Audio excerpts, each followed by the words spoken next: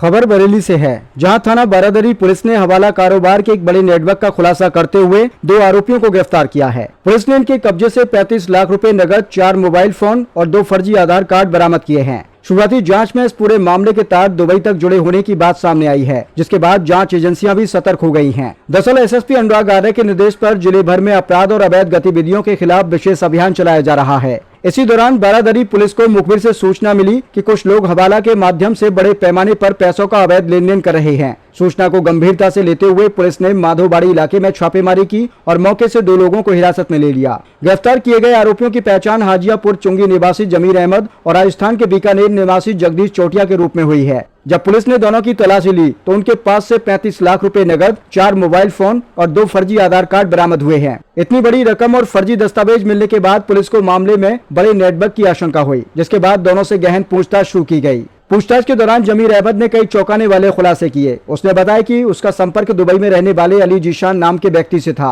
उसी के निर्देश पर मोइन अली के नाम से KGN कंपनी बनाई गई थी। यह कंपनी पीलीभीत बाईपास रोड स्थित आशुतोष सिटी में संचालित दिखाई जाती थी, लेकिन वास्तव में वहां कोई कारोबार नहीं होता था। पुलिस के अनुसार कंपनी का इस्तेमाल केवल हवाला कारोबार और संदिग्ध लेन देन के लिए किया जा रहा था। जांच में यह भी सामने आया कि दुबई में बैठा अली जीशान व्हाट्सएप के जरिए टोकन नंबर भेजता था, जिसके बाद अलग अलग खातों में बड़ी रकम जमा कराई जाती थी और फिर उसी टोकन सिस्टम के जरिए पैसा हवाला नेटवर्क के माध्यम से दिल्ली तक पहुंचाया जाता था। इस पूरे सिस्टम में पैसों के असली मालिकों और प्राप्तकर्ताओं की पहचान गुप्त रखी जाती थी, जिससे एजेंसियों के लिए लेन देन का पता लगाना मुश्किल हो जाता था। वहीं दूसरे आरोपी जगदीश चोटिया ने भी पूछताछ में स्वीकार किया कि वह पिछले 4 वर्षों से बरेली में हवाला कारोबार से जुड़ा हुआ था। उसने बताया कि कई लोग टैक्स बचाने और बेनामी धन को इधर उधर पहुंचाने के लिए उनकी सेवाएं लेते थे। बदले में वह कमीशन लेता था और टोकन नंबर के आधार पर पैसे सही व्यक्ति तक पहुंचाने का काम करता था। उसके अनुसार इस पूरे नेटवर्क में गोपनीयता का विशेष ध्यान रखा जाता था, ताकि किसी भी व्यक्ति की पहचान सामने न आ सके। पुलिस जांच में अब तक यह भी सामने आया है कि इस नेटवर्क में सिर्फ गिरफ्तार किए गए 2 आरोपी ही शामिल नहीं थे।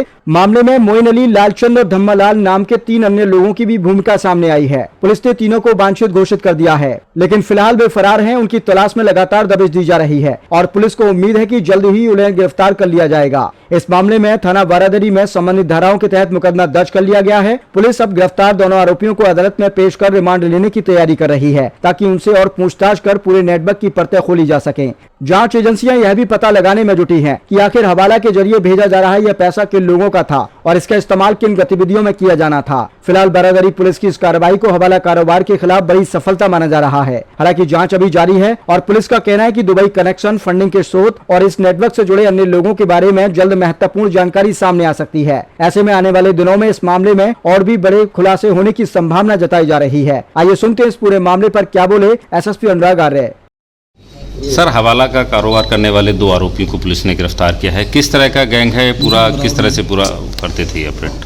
थाना बारादरी की पुलिस और एसओजी टीम के द्वारा आज 2 व्यक्तियों को गिरफ्तार किया गया है। इन 2 व्यक्ति जो गिरफ्तार हुए हैं, इनके पास से कुल 35 लाख रुपए जो हवाला के में इस्तेमाल हुए हैं, 4 मोबाइल फ़ोन और 2 फर्जी आधार कार्ड बरामद किए गए हैं।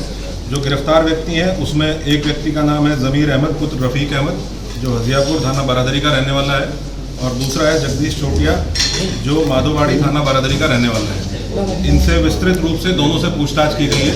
पूछताछ में ये बात प्रकाश में आई है कि जमीर अहमद एक व्यक्ति है जो गिरफ्तार किया गया है और इसका भाई मोइन अली, ये दोनों लोग मिलकर एक जीशान अली नाम के व्यक्ति से संपर्क में आए।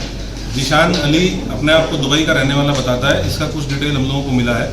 जीशान अली ने इनको कहा कि तुम्हारे अकाउंट में कुछ पैसा भेजा जाएगा, उसमें तुम्हें लगभग 10% का कमीशन मिलेगा और उस पैसे को तुम्हें विड्रॉ करके हवाला के माध्यम से दूसरे एंड पे दिल्ली भेजना है। लगभग मई 2025 में इन लोगों के द्वारा एक फर्जी कंपनी KGN कंपनी के नाम से बनाते हुए एक्सिस बैंक में एक फर्जी अकाउंट खोला गया, बैंक अकाउंट खोला गया।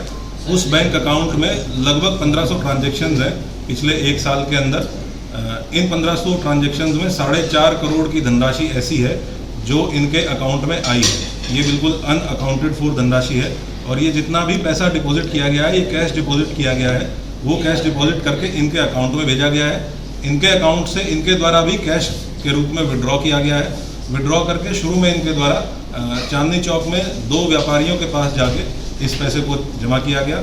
उसके बाद हवाला के माध्यम से जो एक और अन्य गिरफ्तार व्यक्ति है बरेली का रहने वाला जगदीश चोटिया पुत्र उमरा, ये भी हवाला का काम करता है।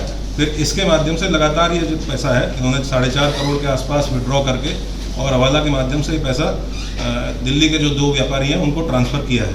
अभी तक की पूछताछ से क्लियर हुआ है कि एक जिशान अली नाम का व्यक्ति जो वांछित है, जो खुद को दुबई का होने वाला बताता है, उसके द्वारा इनको इस अवैध धंधे में लगाया गया।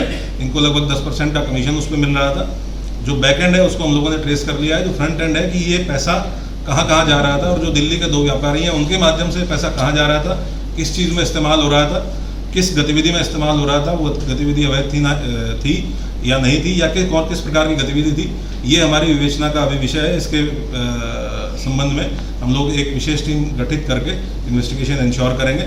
बैंक के जितनी ट्रांजैक्शंस हैं उनका डिटेल हमारे पास आ गया है और वो एक दिन में 8-8, 10-10 ट्रांजैक्शंस हैं, जिसमें किसी अलग अलग लोकेशन से, कई बार बिहार से, असम से, बंगाल से और भी अलग अलग शहरों से, अलग अलग प्रदेशों से कैश अपलोड हुआ है मशीन के थ्रू और वो इनके अकाउंट में आया है, जिसको इनके द्वारा हवाला के थ्रू भेजा गया है।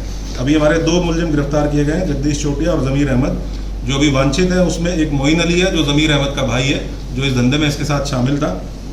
2 व्यापारी हैं, लालचंद और धम्माराम, जिनके पास ये हवाला का पैसा पहुंचता था, और जिशान अली जो इनसे मूल रूप से संपर्क में आया। ये भी इन्होंने बताया कि ये लोग कश्मीर में पश्मीना शॉल और कुछ रुमाल से संबंधित काम करते थे, वहाँ इनका आना जाना भी रहा है और वहाँ के व्यापारियों के भी ये संपर्क में है। वहाँ से रॉ मटेरियल मंगाते हैं और यहाँ से फिनिश प्रोडक्ट तैयार करके उसको भेजते हैं।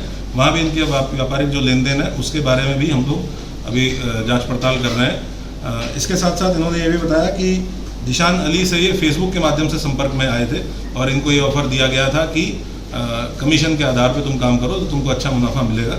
विस्तृत रूप से हम इनसे अभी और डिटेल में पूछताछ करेंगे। आवश्यकता होगी इनको PCR पे लेके पूछताछ की जाएगी। जो फाइनेंशियल ट्रेल है उसको ट्रैक किया जाएगा। जो इसके front end back and linkages हैं उनको ट्रेस किया जाएगा। हमारे लिए सबसे महत्वपूर्ण ये है कि ये पैसा जो आ रहा था वो कहाँ गया है, किस चीज़ में इस्तेमाल हुआ है, इसको ट्रेस करना अत्यंत महत्वपूर्ण है, जिसके लिए हमारी जितनी विशेष टीमें हैं वो गठित करके हम लोग आगे की कार्रवाई करेंगे। सर, ये कश्मीर जाते थे, वहाँ अधिकतर देश विरोधी गतिविधियाँ होती रहती हैं, तो कहीं ऐसा तो नहीं वहाँ से कोई लिंक हो इनका? ये तो डेफिनेटली है कि इनका व्यापारिक लेन देन कश्मीर में ये गए हैं और वहाँ पे लोगों से व्यापारिक लेन देन हुआ है। हम लोग एक टीम भेजेंगे जो पता करेंगे कि जब ये वहाँ गए हैं तो इनकी क्या गतिविधियाँ रही हैं और किसी एंटी नेशनल व्यक्ति के संपर्क में कहीं तो नहीं है। ये भी ट्रेस करने की कोशिश की जाएगी कि जो जिशान अली नाम का व्यक्ति है ये मूल रूप से कहाँ का रहने वाला है और इसका जो मोबाइल नंबर और बाकी डिटेल्स हमारे पास हैं उनसे भी इसको ट्रेस करने का प्रयास करेंगे। सर, पुलिस को कैसे लीड मिली इस मामले में, कैसे मतलब पता चला? पहला ये ह्यूमन इंट के माध्यम से हम लोगों को जानकारी मिली थी और इसमें हमारे जितने भी सिस्टर एजेंसीज हैं उनके साथ भी हम लोगों ने बातचीत करके और इसको डेवलप करना और इसको इस पर जो भी इसके अलग अलग एंगल्स हैं, क्योंकि इसमें बहुत सारे एंगल्स हैं, फाइनेंशियल ट्रेल है, इनका कुछ संदिग्ध गतिविधियां हैं, उन सारी चीज़ों को और भी एजेंसीज के साथ मिलकर हम लोग आगे विवेचना को बढ़ाएंगे। तो सर, ये जो व्यापारिक लेन देन इतना हो रहा था तो क्या संबंधित बैंक जैसे जो चेक करती हैं या और भी GST डिपार्टमेंट है जहाँ इनकी फाइल पर रजिस्ट्रेशन हुआ, तो क्या उन विभागों से कोई सोर्स आप लोगों को सूचना मिली या वहाँ से कभी इन्हें पकड़ा या ट्रेस नहीं किया गया? बैंक से अभी हम लोग संपर्क करेंगे। जिस बैंक में इसका खाता था उनसे संपर्क करके देखा जाएगा कि उनकी क्या रेगुलेशंस हैं, कि कितनी ट्रांजैक्शंस पे उनको अलर्ट जनरेट करना चाहिए। और GST रिटर्न जिनका अभी हम लोगों ने निकलवाया है उसमें इनके द्वारा शून्य रिटर्न भरा गया है, क्योंकि ये फर्जी कंपनी एब्सोल्युटली इन्होंने फ्लोट की थी। तो अन्य विभागों से भी अगर समन्वय की आवश्यकता होगी तो उनसे भी हम लोग रिक्वायर्ड हेल्प जरूर लेंगे। ठीक सर, थैंक यू।